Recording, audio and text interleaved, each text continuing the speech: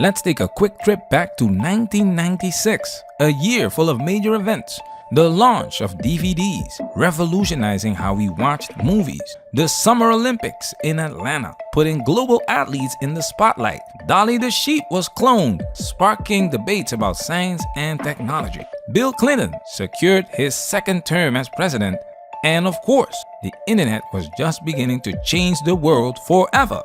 But among all these milestones, one thing stands out: the blockbuster hit Independence Day, released on the 4th of July.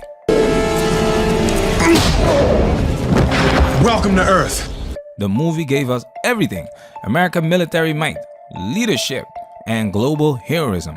Bill Pullman as the US president rallying the world to defeat an alien invasion.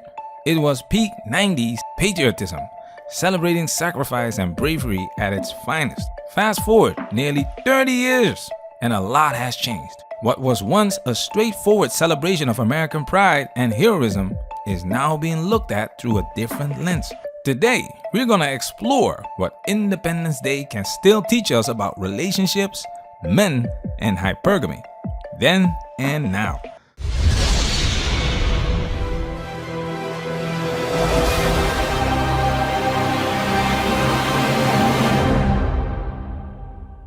Welcome to Manosphere Highlights Daily. A big shout out to Mr. Ors for suggesting this topic, and thank you for your PayPal donation. Salute!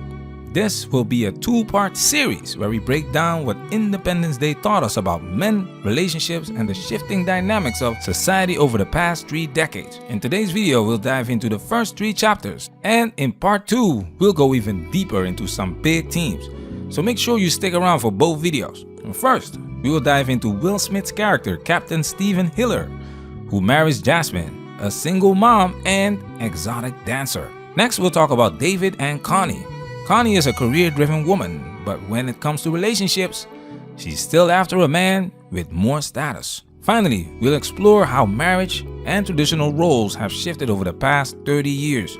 With marriage no longer a focal point in movies and rising issues like loneliness, we'll see how these changes impact our views on heroism and personal fulfillment. The unity celebrated in Independence Day feels rare today, and we'll uncover the deeper implications of this shift.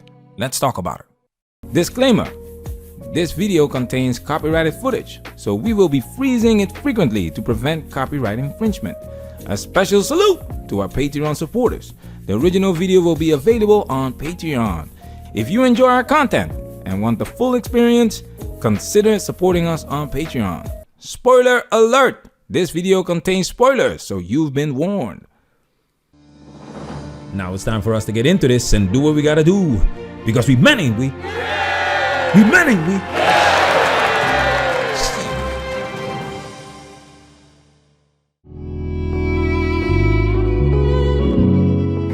Listen, before we do this, I just want to say I'm sorry. Sorry for what, babe? I should have done this a long time ago. Do you have the ring? Oh, yes, sir. Here, make yourself useful. Ow. Will Smith's character, Captain Stephen Hiller, marrying Jasmine, played by Vivica A. Fox, has always left a bad taste in my mouth. It diminishes Hiller's character, especially as a respected Marine captain. Think about it, a Marine with his sights set on joining NASA, but he's seriously about to marry a stripper and single mother? Even the movie hints that this decision might cost him his dream. I thought you said you were gonna break the whole thing off. Yeah. Man, you know I really like Jasmine. You know that, right? Man, you're never gonna get to fly the space shuttle if you marry a stripper. Now, the Marine Corps has a clear stance on ethics. According to their website, honor guides Marines to exemplify the ultimate in ethical and moral behavior. Never lie, never cheat or steal, abide by an uncompromising code of integrity, respect human dignity, and respect others. So what exactly is honorable about Captain Hiller marrying a stripper? What's the added value here? The hero marries a woman who sells her body for money. How does that elevate his character? Dearly beloved, we're gathered here in the sight of God and in the presence of these witnesses to join this man and this woman in holy matrimony. Let's be real. Stripping and going to strip clubs are widely considered forms of sexual immorality, especially in Christian teachings. So now we're expected to believe that in the sight of God, this man of honor marries a stripper? This entire dynamic makes no sense. Is this really the only way Hollywood could depict true love for a man like Hiller? By reducing him to marrying a stripping single mother? This isn't a one-off. It's a recurring theme in Will Smith's movies. He plays the hero, but there's always this underlying narrative that makes him look tainted, foolish, or downright goofy. Sure, his career started in comedy, but what exactly is funny about this? A captain in the Marine Corps portrayed as a pillar of strength and discipline becomes a black belt in Simjutsu for a stripper. And unfortunately, this foolishness bled into Will Smith's real life. His wife, Jada Pinkett, went on a public platform to announce her entanglement with August. She embarrassed him in front of the world. And how did Will respond? By slapping Chris Rock to salvage his reputation. But even that backfired, cementing him further as a public punchline. Now don't get me wrong, Will Smith is talented, beloved, and has the machine behind him. He can win back the public's favor, as he did with his well-received BET performance and the anticipation for Bad Boys 4. But let's not digress too much. The point is, Captain Hiller's marriage to Jasmine was a ridiculous decision that undercut his entire character arc. So what do you do for a living? I'm a dancer. Ballet. No. Exotic. Oh. Sorry. Don't be. I'm not. It's good money. Besides, my baby's worth it. Notice the reaction of the First Lady when she learns about Jasmine's profession. She doesn't applaud it or encourage it because stripping isn't something to be proud of. Jasmine's dismissive response, "I'm not sorry," is typical of women in the sex industry. They engage in these activities voluntarily, not because someone forced them into it. We explored this in depth in our video on Vanessa Del Rio, where we highlighted research that shows the primary motivations for women entering the adult industry: money, attention, and control over their sexual agency. Recently, and in my most growing years, which have been the last 3 years, I have felt that I don't want to be a victim. I'm my own victim because I let people use me. In the 2012 Journal of Sex Research, it's shown that women often enter the adult industry for empowerment or financial gain, not because they're victims of circumstance. Jasmine's lack of remorse follows this same pattern. But why should we applaud or excuse that? Is this really the type of woman a Marine captain should be with? A woman who voluntarily chose a life that's morally questionable and, let's be real, embarrassing? Jasmine's character is depicted as strong, smart, and courageous. But why, then, is she a stripper? One example is she's setting for her son. The contradiction is glaring and it just doesn't fit. Unless, of course, there's a bigger agenda at play. Back then, without social media, this dynamic between Captain Hiller and Jasmine might have flown under the radar. But today, in the age of OnlyFans and adult content creators, their private lives would be just a Google search away. And what about their kids? Growing up with this kind of baggage can have serious consequences. Yet, Independence Day glosses over all of that, trying to sell us this ridiculous narrative as if it's just another day in the life. In conclusion, the decision to pair a decorated Marine captain with a stripping single mother undermines not only his character, but the entire moral framework the film tries to operate within. The whole setup is foolish, and it's essential that men know this. Well, he's a good man. Oh, he better be. You left me for him. Or, for your career. You know, it wasn't just my career. It was the biggest opportunity of my life. I wanted my life to make a difference. I wanted my life to mean something. And, I wasn't, ambitious? David, for David, you? you could have done anything that you wanted. Research, development. Oh, just- honey, I was happy where I was. Haven't you ever wanted to be part of something special? I was part of something special.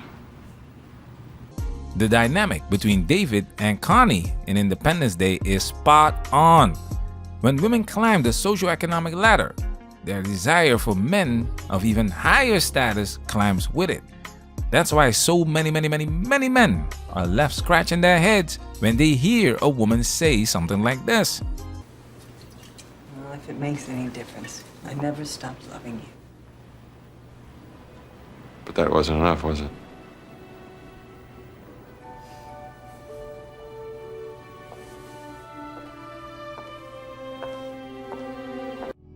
Here's the reality. Men and women love differently.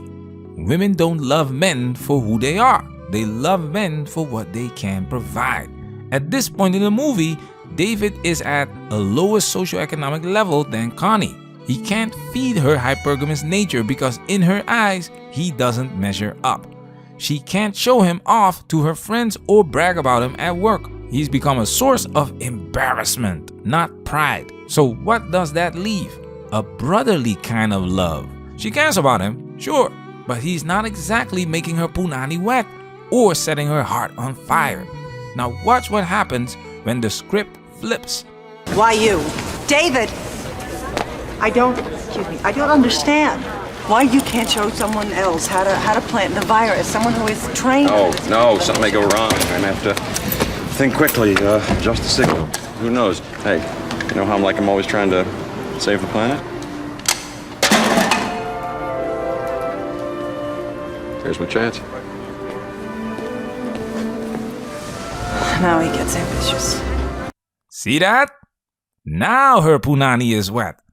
Somebody call a plumber because she's leaking down there. The moment David steps up to save the world, he's transformed into a high status man, world famous, no less. Women can't help feeling attraction to high status men. They want what other women want. David's newfound heroism doesn't just make him a savior, it makes him desirable. Now, Connie can brag to her friends and colleagues. Her man isn't just David anymore. He's the man who saved the world. Fast forward nearly 30 years, and we see the consequences of this dynamic playing out on a massive scale. The majority of women are struggling to find men who are on a higher socioeconomic level than they are. Here's the irony of the feminist and women's liberation movements. Women demanded equality, financial independence, and the right to climb the corporate ladder. But now, they're complaining that there aren't enough financially eligible bachelors to date. You can't make this stuff up. This situation has led to a historic first, more single adults than ever before, and the lowest birth rate on record. And it's only getting worse because just like David, a woman's love isn't enough if the man doesn't measure up. Women today can't stand the thought of settling. They'd rather die alone with their cats than date a man with a lower socioeconomic status, like say a bus driver. And with social media amplifying the importance of status to insane levels, the pressure is destroying women's mental health as they chase after these unrealistic expectations. So, what have the last 30 years done for the so-called strong and independent woman? Not much good, despite the increase in career women. One quick note, the portrayal of strong, independent women in the 90s had a different feel, more balanced, more genuine.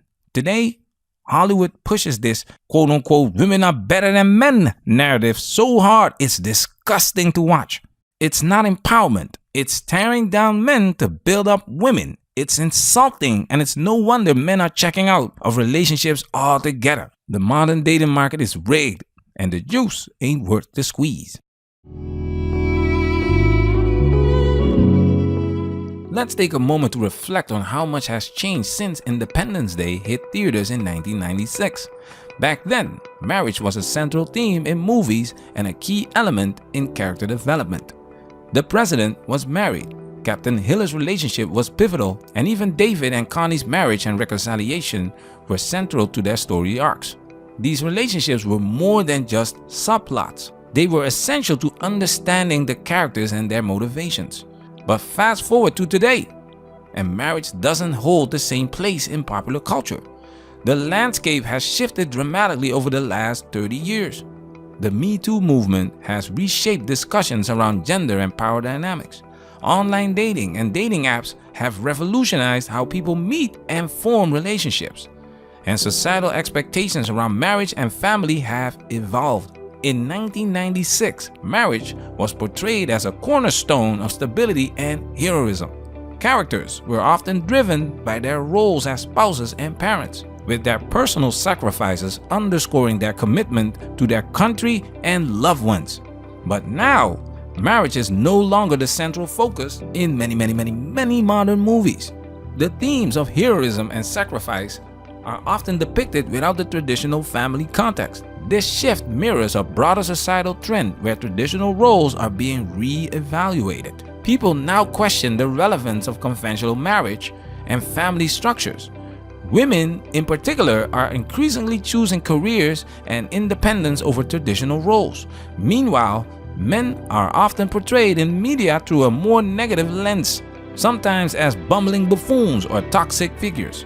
This portrayal diminishes the traditional motivations that once drove characters to be heroes or make sacrifices for their families and countries. Compounding this issue is the epidemic of loneliness we face today.